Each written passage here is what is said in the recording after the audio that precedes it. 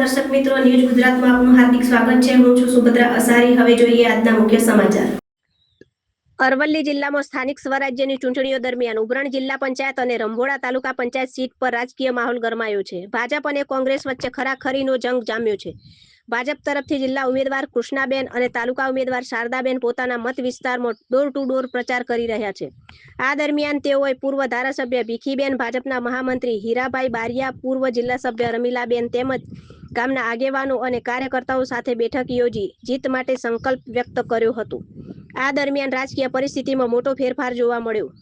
રંભોડા ગામમાં કોંગ્રેસના સિનિયર કાર્યકર્તાઓ ખાંટ વિજયસિંહ અને ખાંટ અમૃતભાઈ સહિત આશરે 100 જેટલા કાર્યકર્તાઓ ભાજપમાં જોડાયા। તે ઉપરાંત ફોસારેલ ગામના મનોજભાઈ, કાંતિભાઈ અને શૈલેષભાઈ સાથે પણ લગભગ 50 જેટલા કોંગ્રેસ કાર્યકર્તાઓ ભાજપ સામેલ થયા। નવા જોડાયેલા કાર્યકર્તાઓ ભાજપના ઉમેદવારોને શ્રીફળ અર્પણ કરી જીત આપવાનો સંકલ્પ લીધો। આ રીતે અંદાજે 150 જેટલા કોંગ્રેસ કાર્યકર્તાઓ ભાજપમાં જોડાતા કોંગ્રેસ પક્ષમાં ઉથલપાથલ અને રાજકીય ગરમાવો વધ્યો હોવાનું જોવા મળી રહ્યું છે। રિપોર્ટર રમણભાઈ, ખાંટ, માલપુર।